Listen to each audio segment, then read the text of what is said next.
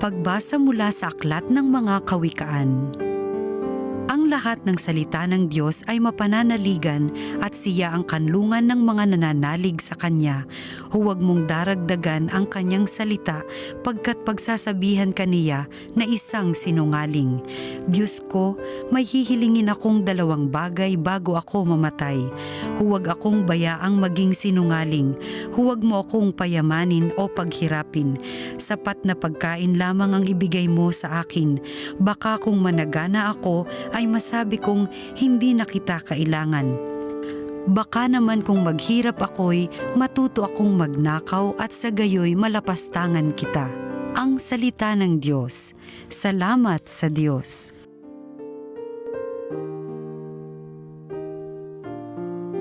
Salita mo'y aking tanglaw, patnubay ko araw-araw. Sa landas na di matuwid, huwag mo akong babayaan, pagkat ikaw ang mabuti, ituro ang iyong aral. Salita mo'y aking tanglaw, patnubay ko araw-araw. Higit pa sa gintot pilak nitong buong sanlibutan, ang mabuting idudulot ng bigay mong kautusan. Salita mo'y aking tanglaw, patnubay ko araw-araw. Ang salita mo, O Poon, di kukupas walang hanggan, matatag at di makilos sa rurok ng kalangitan. Salita mo'y aking tanglaw, patnubay ko araw-araw. Sa bigay mong mga utos na tamukoy karunungan, kaya ako'y namumuhi sa ugaling makakalay. Salita mo'y aking tanglaw, patnubay ko araw-araw. Sa anumang di totoo, muhi ako't nasusuklam. Ang tunay kong iniibig ay ang iyong kautusan. Salita mo'y aking tanglaw, patnubay ko araw-araw. Ang mabuting balita ng Panginoon ayon kay San Lucas.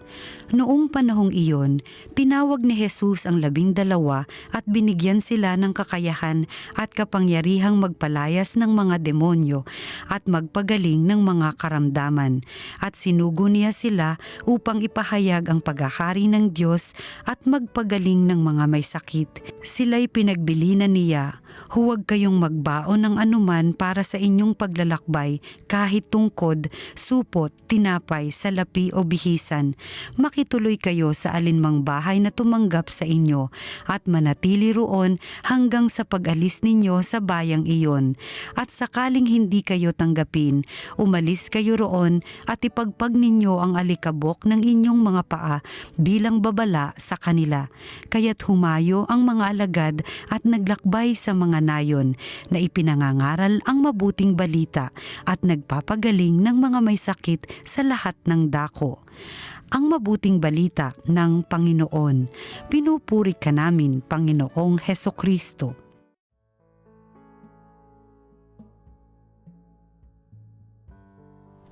Isang mabiyayang araw po sa inyong lahat. Alam niyo po ba kung anong unang kasalanan ang natutunan natin sa ating mga tahanan? Pagsisinungaling. Bakit? Dahil tiyak ho ako, ang karanasan ng bawat bata o di kaya kahit tayo, dumating ang pagkakataon na may naghahanap sa ating mga nakatatanda o may naghahanap sa ating mga magulang. At sasabihin nila, kapag hinanap ako ni kumare, kapag hinanap ako ni kumpare, sabihin mo wala ako. Pero alam naman din nating nagtatago lang sila. Kaya sa murang isip, natututong magsinungaling ang bata kahit sa mga ganong ehemplo. Hindi natin namamalayan, may naipapasa pala tayong hindi maganda. Maaaring sasabihin natin, hindi nauunawaan ng bata yan. Pero sa halimbawa na ating ipinakita, tiyak ako, hindi nang tumimo sa kanilang kamalayan. Kaya kahit papano, naging madali din ang pagsisinungaling. Naalala ko yung kaibigan kong pari nung hindi pa ako seminarista. At ako'y nangumpisal sa kanya.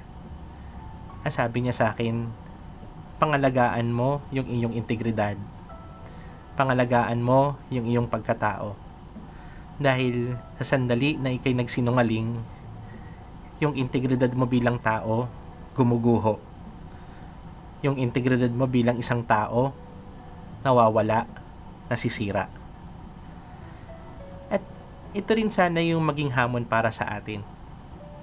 Minsan, para bang namamaliit natin yung isang kasalanan na may mahaba o di kaya ay may malaking epekto. Minsan sasabihin na iba, Father, maliit lang naman ho na kasinungalingan yan. Father, white lie lang naman po yan. Father, pinagtakpan ko lang naman po kasi yung kababayan ko. Pinagtakpan ko lang naman po yung katrabaho ko. Father, para hindi na ho lumaki yung gulo, nagsinungaling na lang ako. Father, para matapos na ho ang diskusyon, nagsinungaling na lang ako. Naghanap pa tayo ng dahilan para pagtakpan yung ating kasinungalingan. Pero pag balibalik-tarin man ng mundo, nagsinungaling tayo. Balibalik-tarin man ng mundo, nagkasala tayo. Balibalik-tarin man ng mundo, hindi tayo nagsabi ng totoo.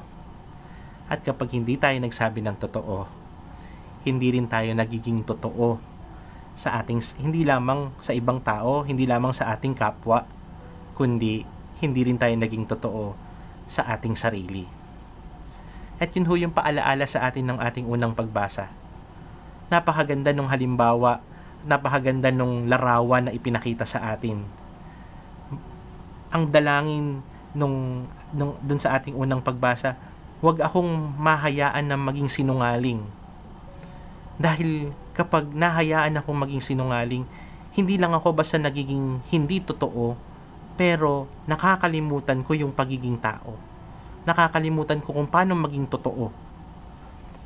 Baka mababad ako sa aking kasinungalingan, makita ko na maging magaling ako, makita ko na kayang-kaya ko ang sarili ko at makakalimutan ko ang Diyos. Baka masanay ako sa sarili kong kagalingan, sa ganda ng aking kapaligiran at makakalimutan ko na nakasalalay ang lahat ng bagay sa Diyos. Yun ang nagiging tukso o yun ang nagiging daan kapag nakita natin o nakasanayan natin ang kasinungalingan. Sasabihin lang natin, maliit na bagay, may pinagtakpan lang ako, ayoko nang lumaki ang gulo, ayoko nang lumaki ang diskusyonan, ayoko nang humaba ang usapan. Pero kapag hinayaan natin yung mga dahilan na yan, ang magpatibay ng ating kasinungalingan, hindi tayo nagiging totoo. At darating ang pagkakataon, guguho din ang lahat ng mga sinabi natin. Guguho ang lahat ng kasinungalingan na pinagpatong-patong natin. Yun sana yung maging paalaala para sa atin ngayong araw na ito. Sana hindi lang natin makita kung gaano kalaki ang epekto ng pagsisinungaling. Pero sa atin mismo ay magsimula. Sa atin mismo ay maputol na kagad. Sa atin mismo, maituro ang kagandahan ng katotohanan, hindi lang sa ating sarili, kundi sa mga hinaharap, sa mga susunod na henerasyon, upang sa gayon, kahit sa ating mga tahanan, hindi na matutunan ng kasinungalingan, matutunan lamang ang katotohanan. Narinig natin ang salita ng Diyos, tayo na po ang bahalang kumilos.